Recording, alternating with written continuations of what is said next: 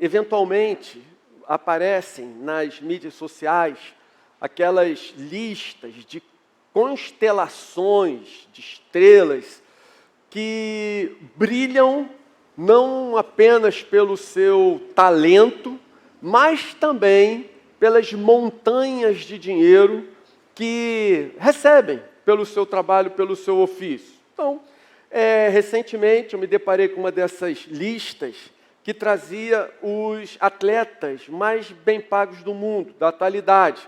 Então, eu até achava que os principais atletas eram do basquete, me enganei. O atleta mais bem remunerado do mundo é o Federer, que é um tenista, e vem seguido de Cristiano Ronaldo, Messi. Neymar já está no outro patamar, mais pobrezinho, porque ele recebe menos de 100 milhões de dólares. Mas essa galera, ela recebe esse salário aí que orbita um pouco acima desse valor.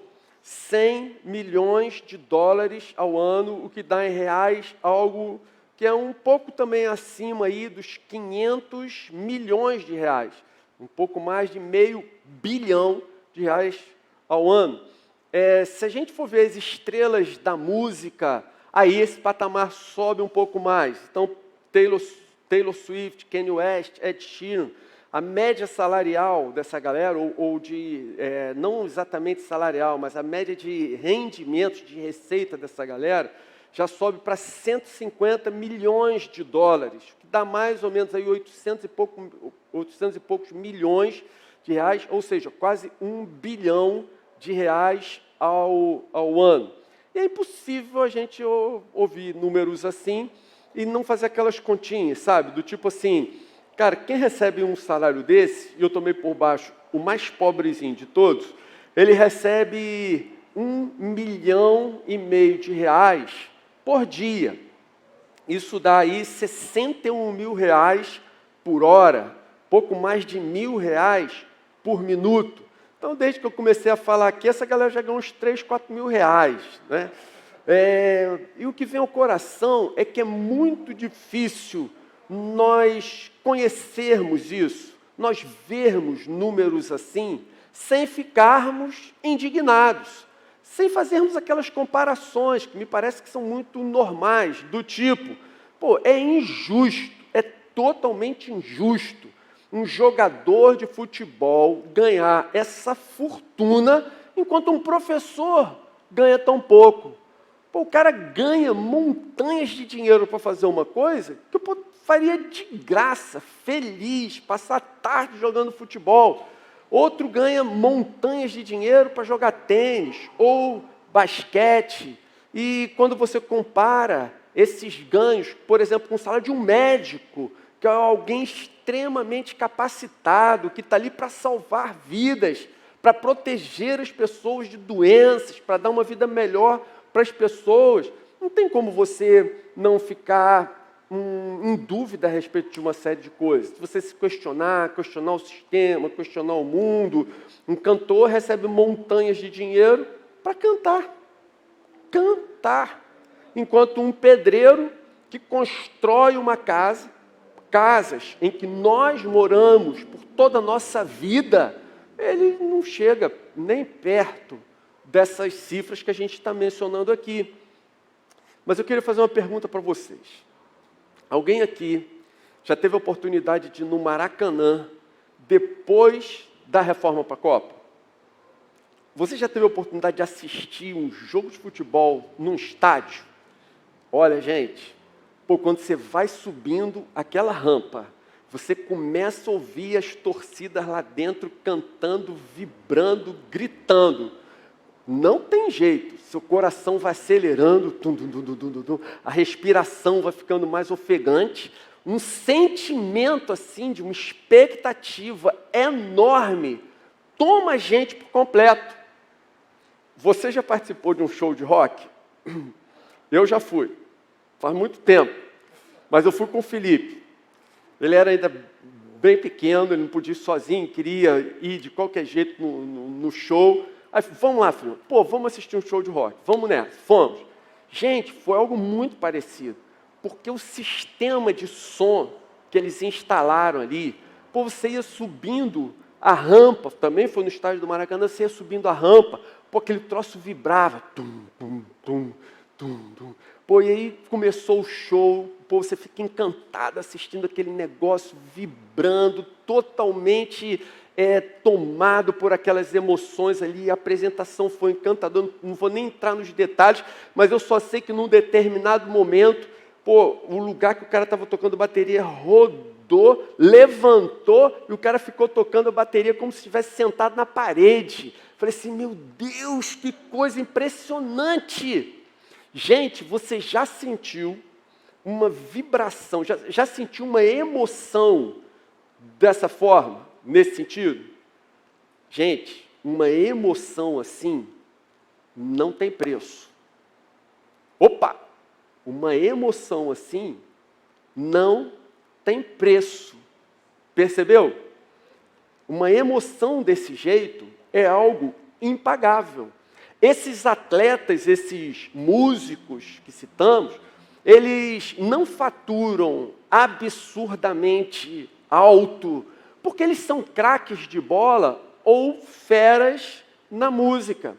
Sem exagero, se você for por essas várzeas do Brasil, você vai encontrar muita gente, eu afirmo isso para vocês, muita gente que joga um futebol muito próximo dessas estrelas. Mas eles não encontraram o caminho para expor o seu talento e conseguir transformar isso em dinheiro. Por que esses atletas, músicos, essas estrelas, atores de cinema, atores de teatro, etc., por que eles ganham tanto? Porque eles produzem e vendem emoções. Não é porque eles jogam futebol bem, ou cantam, ou representam bem. Isso faz parte do jogo. Mas eles conseguiram vender aquilo que hoje o mundo está disposto a pagar. Um estádio de futebol, uma quadra de tênis, um ginásio de basquete, um palco de música, um teatro, eles, na verdade, são fontes torrenciais de emoções. E o mundo é movido por emoções. O que move o mundo, o que motiva o mundo nos dias atuais, são as emoções. Portanto, as pessoas estão dispostas a pagar, e a pagar muito bem, para tê-las, para senti-las. No entanto, no reino de Deus, não é bem assim. Não deve ser assim.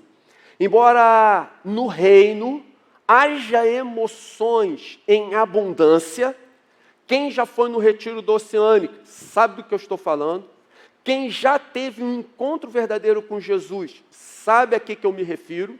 Quem já percebeu a presença intensa de Jesus ao seu lado, com a porta do quarto fechada, entende o que eu estou dizendo? Então, o reino de Deus, embora ele seja abundante também em emoções, o que move a vida do reino não são elas, mas a fé. Em boa parte das vezes, uma atitude de fé, um posicionamento, uma tomada de decisão pela fé é sucedida, não precedida, mas é sucedida por emoções, e às vezes emoções até muito fortes. No reino, um dos valores mais preciosos e desejáveis é justamente a fé. Não uma fé genérica, mas a fé no Deus Todo-Poderoso. Então, dito isso, eu quero ler com vocês 1 de Pedro, capítulo 1, a partir do versículo 3. E o texto diz assim: Bendito Deus e Pai do nosso Senhor Jesus Cristo, conforme a sua grande misericórdia, Ele nos regenerou para uma viva esperança, por meio da ressurreição de Jesus Cristo dentre os mortos, para uma herança que jamais poderá perecer, macular-se ou perder o seu valor. Herança guardada nos céus para vocês, que mediante a fé são protegidos pelo poder de Deus, até chegar à salvação, prestes a ser revelada no último tempo. Nisso vocês exultam, ainda que agora, por um pouco de tempo, devam ser entristecidos por todo tipo de provação. Assim acontece para que fique comprovado que a fé que vocês têm, muito mais valiosa do que o ouro que perece, mesmo que refinado pelo fogo, é genuína e resultará em louvor, glória e honra quando Jesus Cristo for revelado. Mesmo não o tendo visto, vocês o amam. E apesar de não o verem agora, creem nele e exultam com alegria indizível e gloriosa, pois vocês estão alcançando o alvo da sua fé, a salvação das suas almas. Você pode dizer amém? Gente, vejam, o texto nos ensina que o Senhor nos regenerou para duas coisas. Primeiro, para uma esperança viva. O texto diz que a nossa esperança não é uma esperança qualquer, não é uma esperança fútil, mas é uma esperança viva, porque a nossa esperança, ela está fundamentada, ela está alicerçada, ela se ergue sobre um fato retumbante e incontestável, a ressurreição de Jesus. A nossa fé se fundamenta, nossa esperança, ela é viva, nossa confiança em tudo que o Senhor falou, ela se apoia no fato de que Deus fez homem, viveu entre nós, morreu pelos nossos pecados, ficou 3 dias dentro do túmulo, morto, mas depois de 3 dias, a morte não pôde conter, ele venceu a morte, voltou a viver, ressuscitou dentre os mortos. Pelo fato de Jesus ter vencido a morte, nós podemos afirmar com toda segurança no nosso coração que a esperança que temos, que se fundamenta na fé no Deus Todo-Poderoso, ela é uma esperança viva.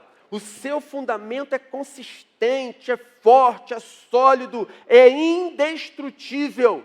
A realidade é, se Jesus ressuscitou, e já cansamos de falar aqui, nunca cansaremos de falar da ressurreição, mas nós já falamos aqui, falaremos sempre que Jesus, uma vez que Jesus ressuscitou, gente, nós podemos ficar tranquilos e absolutamente seguros de que um dia em Cristo também nós vamos nos levantar da morte, também haveremos de ressuscitar. E o segundo motivo pelo qual nós fomos regenerados é que nós o fomos para herdarmos uma herança imperecível. A nossa herança, ela é inviolável, ela é incorruptível, não tem como ela vir a se desvalorizar. A nossa herança, ela é eterna, permanente, o seu valor é incalculável. Então foi para isso que nós fomos regenerados, como o apóstolo Pedro acabou de nos dizer, de nos ensinar, nos explicar. Mas ele vem e acrescenta uma outra realidade espiritual que deveria nos levar a exultar com alegria indizível. Ele diz que nós somos protegidos pelo poder de Deus. Não sei se você já tinha observado esse versículo, se isso já tinha se ressaltado aos seus olhos pela ação do Espírito, mas para mim, eu vibrei quando vi isso aqui recentemente, na minha devocional. Então, o texto diz que nós somos protegidos pelo poder de Deus mediante a fé. Isso é uma realidade espiritual extraordinária. Nós somos protegidos, nós somos guardados pelo poder de Deus mediante a fé. Mas afinal, o que é isso? Eu quero quero relatar um fato histórico que aconteceu algumas décadas atrás. Na década de 60, a Guerra Fria alcançou o seu ápice. O que foi a Guerra Fria? Depois da Segunda Grande Guerra, as duas principais potências que erigiram dali, Estados Unidos e Rússia, elas começaram a disputar a hegemonia mundial. Elas começaram a disputar quem seria a nação mais poderosa, mais desenvolvida, que obteve o maior progresso, enfim, a admiração mundial. O primeiro homem a ir ao espaço e a circundar a Terra, saiu da estratosfera e deu uma volta por fora da atmosfera no planeta, foi um russo. Então, nesse aspecto, a Rússia saiu na frente da corrida espacial.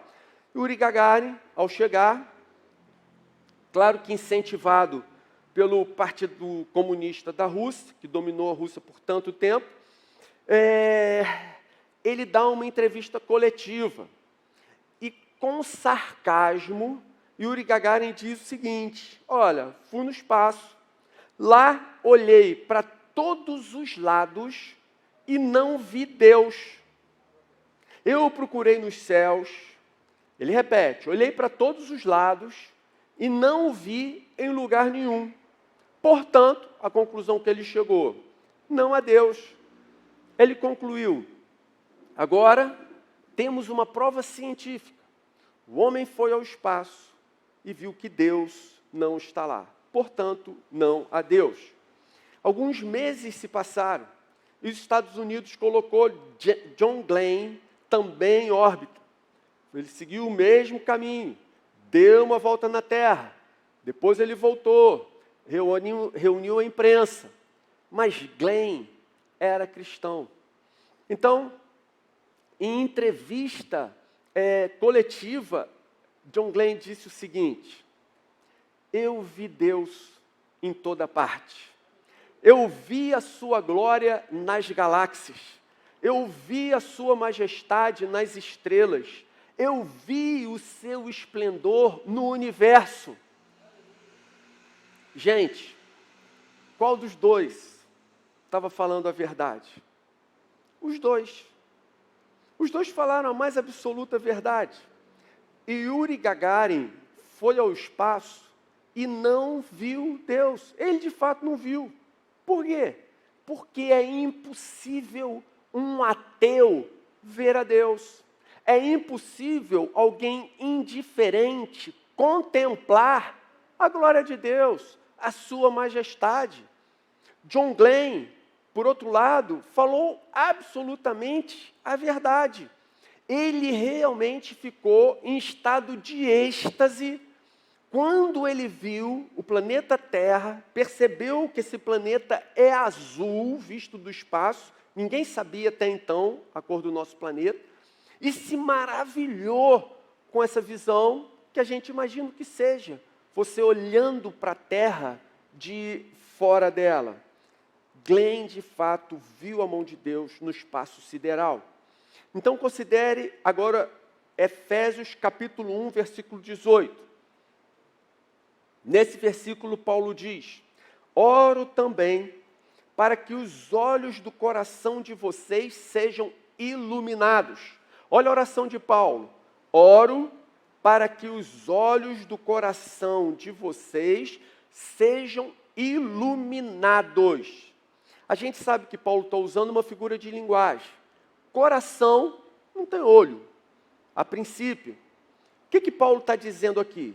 Paulo está ensinando que há uma realidade que é invisível aos olhos humanos.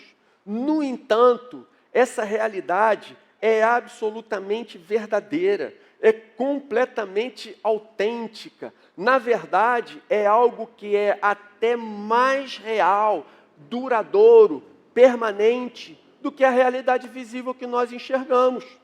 Por exemplo, você pode olhar, aqui na frente tem uma aparelhagem de som, você vê o suporte desse tablet, você olha para aqui, você está vendo um telão, você consegue ver coisas físicas. Por outro lado, esse lugar aqui está inundado da presença do Espírito Santo. O Espírito está se movendo entre nós, o Espírito está trabalhando entre nós. A Bíblia nos assegura isso. Esse lugar está repleto de anjos. Essas coisas o nosso olho humano não consegue contemplar, mas nós podemos ver, nós conseguimos perceber e identificar com os olhos do coração. Ou, usando uma expressão que nós estamos usando mais aqui, para esse estudo, nós conseguimos ver essas coisas pela fé. Um dia as caixas acabarão, o telão deixará de existir, mas o Espírito permanece para sempre. Os anjos continuarão adorando a face do Todo-Poderoso. Viver pela fé é viver vendo o invisível. Isso é fé. Fé é a convicção de que alguma coisa que nós queremos vai mesmo acontecer. Fé é a certeza de que o que nós esperamos está mesmo nos aguardando, vai chegar, vai acontecer, ainda que nesse momento a gente não consiga ver. Fé é a confiança no Deus Todo-Poderoso. A Bíblia traz uma definição em Hebreus capítulo 11, versículo 1. Esse versículo diz assim: fé é a certeza daquilo que esperamos e a prova das coisas que não vemos. Nós encontramos um ótimo exemplo disso na própria Bíblia. A história de Eliseu com seu servo Geazi. Se você puder abrir a sua Bíblia, vale muito a pena, segundo livro de Reis, capítulo 6, nós vamos ler os versículos 15 a 17. Segundo livro de Reis, capítulo 6, versículos 15 a 17. Antes de ler, olha para mim só um instante que eu quero te dar uma explicação para você entender o que está acontecendo aqui. Olha o que está acontecendo. Israel e Síria estão em guerra. A Síria é um exército extremamente poderoso, mais do que o exército de Israel. E o exército da Síria se reunia secretamente com seus generais, com seu rei, e traçavam estratégias complexas para atacarem Israel. Mas o que acontecia? Deus revelava esses planos ao profeta Eliseu, que avisava o rei de Israel, e o exército de Israel se preparava e frustrava os ataques da Síria. Isso se repetiu diversas vezes. Então, o rei da Síria, os seus generais, chegaram a desconfiar que havia algum traidor, algum informante entre eles, passando as informações para Israel. Até que um dia eles descobrem que não, é o Deus Todo-Poderoso, Deus que é todo-poderoso e onipresente, ele via o que estava acontecendo e vinha, comunicava ao profeta Eliseu, que comunicava ao rei, aos generais de Israel, e eles armavam contra-ataque, se preparavam e frustravam o plano da Síria. Então, diante disso, quando os assírios descobriram que o problema era a revelação que vinha através do profeta Eliseu, eles decidiram, vamos acabar com o problema, vamos pegar esse profeta e vamos acabar com ele. E foi o exército sírio atrás do profeta. Eles cercam toda a cidade. E aí se dá o texto que a gente vai ler agora. 2 Reis, capítulo 6, versículo 15. O servo do homem de Deus, o Geazi, o servo Geazi do homem de Deus, que é Eliseu, levantou-se bem cedo pela manhã, e quando saía, viu que uma tropa com cavalos e carros de guerra havia cercado a cidade. Então vejam só, ele chega na porta lá da sua casa, casa do profeta, quando ele olha, o que ele vê? A cidade cercada, o exército inimigo poderoso ali, atrás deles, vindo em busca deles. É essa visão que ele tem logo de manhã cedo, enfim, quando acorda, é com isso que ele se depara. Então, ele exclamou a Eliseu: "Ah, meu senhor, o que faremos?" Então, Eliseu respondeu: "Não tenha medo. Aqueles que estão conosco são mais numerosos do que eles." E Eliseu orou: "Senhor, abre os olhos dele para que veja."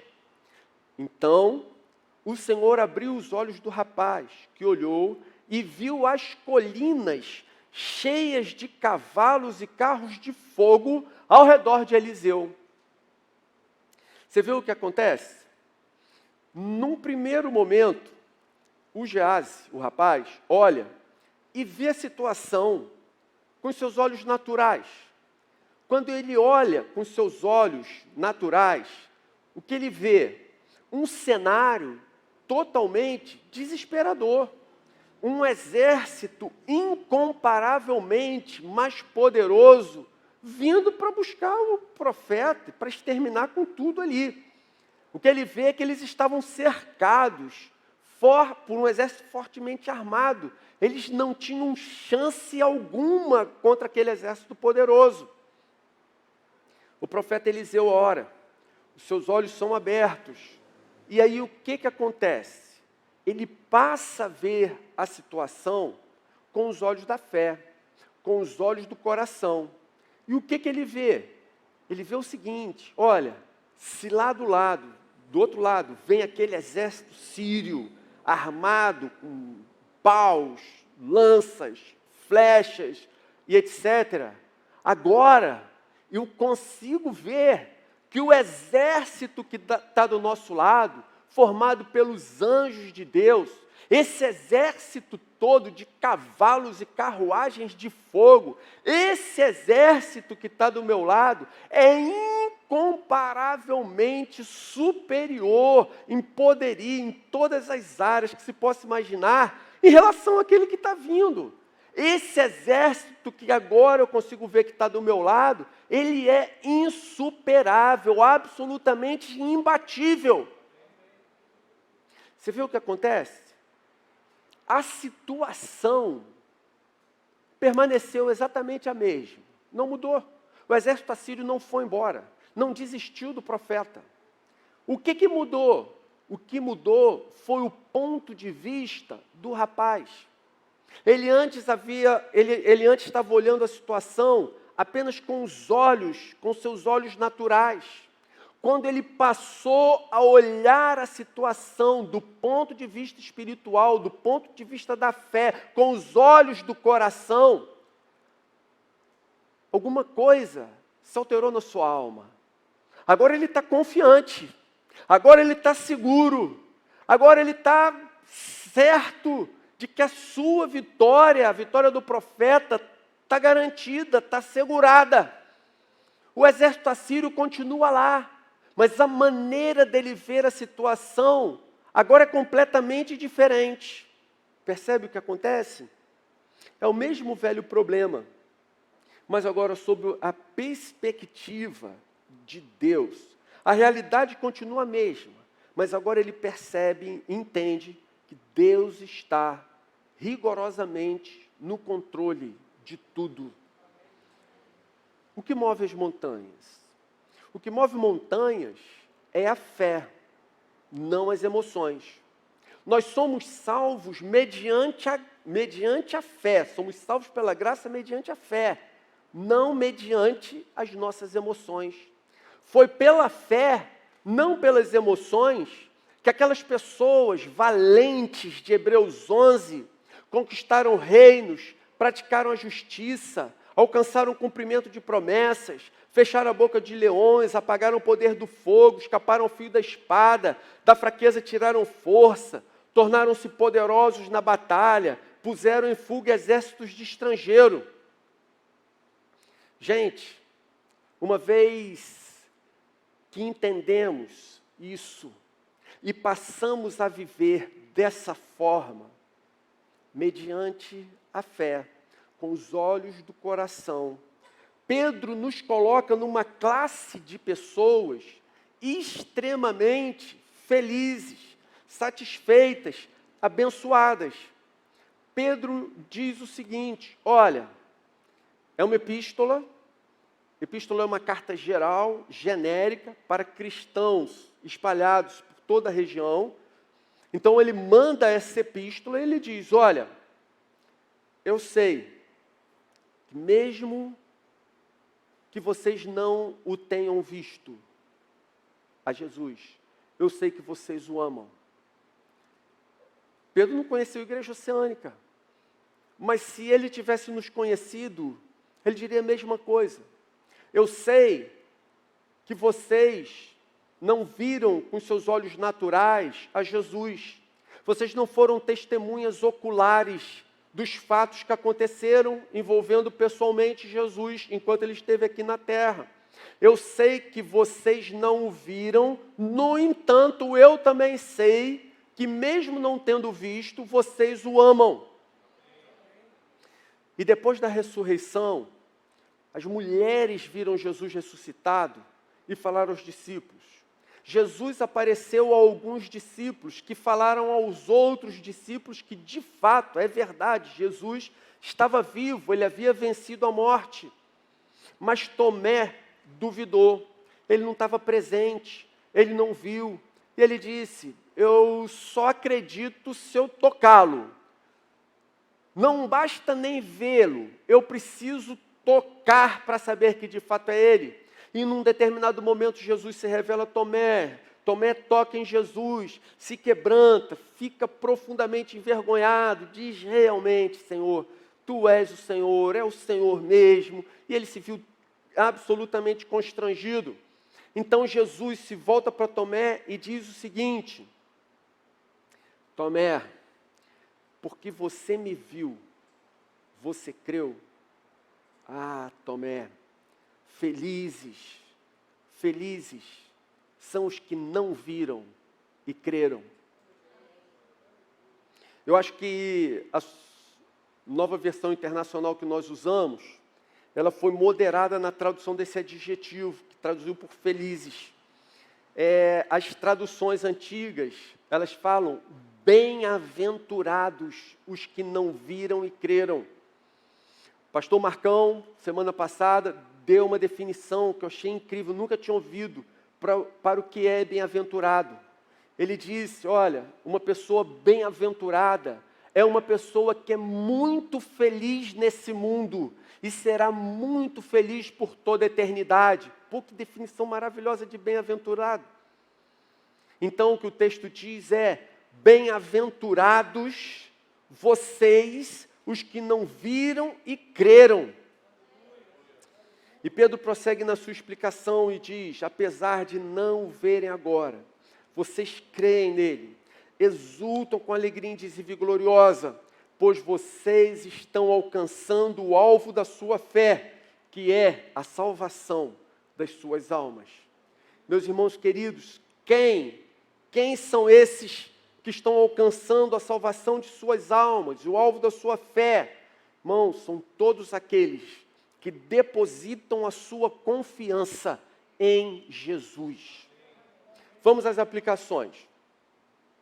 O que a gente tira de prático disso para as nossas vidas? Em primeiro lugar, gente, primeira aplicação é: por favor, não se deixe levar pelas emoções. Não se deixe levar pelas emoções, mas paute sua vida, tome as decisões, fundamentado na fé em Cristo. O mundo supervaloriza as emoções, como falamos há pouco. Valoriza tanto que está disposto a pagar montanhas de dinheiro para vivenciá-las. Mas no reino de Deus não é assim. A vida no reino é movida pela fé. Olha só, bem prático agora. Quando os discípulos perguntaram a Jesus: Senhor, se o meu irmão pecar contra mim, eu devo perdoá-lo? Sim, você deve perdoá-lo. Se ele pecar de novo, perdoa outra vez? Claro, você deve perdoá-lo. Pô, Senhor, perdoar uma vez é duro. Perdoar duas.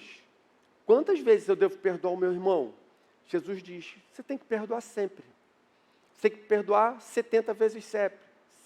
70 vezes 7. Isso é, você tem que perdoar o seu irmão sempre. quando os discípulos ouviram essa resposta de Jesus, o que eles pedem? Os discípulos se voltam para Jesus e dizem: Senhor, aumenta a nossa fé. Aumenta a nossa fé. Se o irmão pega contra mim uma vez, com muita dor no meu coração, eu perdoo. Se ele peca 2 vezes, eu perdoo, mas vou ficar totalmente ressabriado. Daí para cima, acabou o relacionamento. Se eu ver ele passando na rua, tiver com um trator, eu vou passar por cima. Isso é uma decisão tomada pela emoção. Mas no reino de Deus, as decisões não podem ser tomadas pela emoção dessa maneira. As decisões são tomadas pela fé. Como isso funciona? Ora, eu creio que Jesus morreu pelos meus pecados na cruz.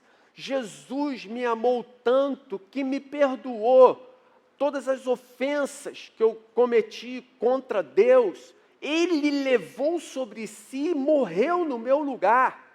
Quem sou eu para não perdoar o meu irmão que tem uma dívida tão pequena comigo?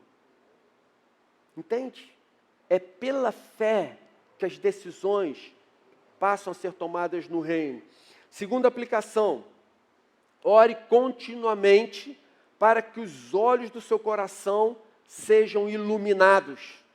É a oração de Paulo, Efésios 1,18. Oro para que os olhos do coração de vocês sejam iluminados. É uma oração absolutamente lícita e necessária. Sabe o que significa? Que nós podemos orar, e quando oramos por esse assunto, nós podemos receber mais luz, mais revelação, mais entendimento. O nosso horizonte em relação ao mundo espiritual, ele se alarga, ele se amplia. Eu passo a ver as coisas do reino com muito mais clareza, com mais profundidade, com uma outra dimensão. Nós podemos orar para recebermos mais luz, e à medida que isso acontece, quanto mais nós pedimos luz, e sempre que nós oramos por algo que Deus deseja que nós tenhamos, nós podemos ter certeza de que receberemos. Então nós pedimos: Senhor, me ilumina, me esclarece, me revela mais e mais de Ti. À medida que nós vamos orando, a nossa fé vai se fortalecendo. A nossa esperança vai se consolidando, apesar do mundo caótico que nós vivemos. À medida que nós oramos por mais luz, por mais revelação da parte de Deus, nós vamos contemplando as riquezas da glória que há em Cristo. Quanto mais oramos e clamamos por esse assunto, mais nós experimentamos da grandeza do seu poder. Terceira aplicação: exercite sua fé constantemente. Veja, nos versículos que nós lemos, 4 e 5, para vocês que mediante a fé são protegidos pelo poder de Deus. Vocês, mediante a fé, são protegidos pelo poder de Deus. Protegidos pelo poder de Deus mediante a fé. O que isso significa? Quem lhe protege é Deus. Quem lhe dá a fé é o Senhor. Ele dá fé, Ele protege. Mas caberá a você exercitar essa fé, colocar ela em prática, vivenciá-la no seu dia a dia. Você precisa treinar a sua fé dia após dia, de tal maneira que, se um dia acontecer, pode acontecer com qualquer um, você se sente cercado pelos inimigos. Uma vez que você vem treinando, você será capaz de olhar ao redor e ver o imenso exército celestial que Deus colocou ao seu lado para te guardar, para te proteger. Talvez, como acabamos de ver, a situação nem mude, mas a maneira como você vai vê-la, vivenciá-la, experimentá-la, passar por ela, será completamente diferente. Ao invés de você viver atemorizado, intimidado, amedrontado, você passa a viver com muito mais coragem, muito mais ânimo, muito mais esperança. Muda tudo. No reino de Deus, as coisas não acontecem pela emoção.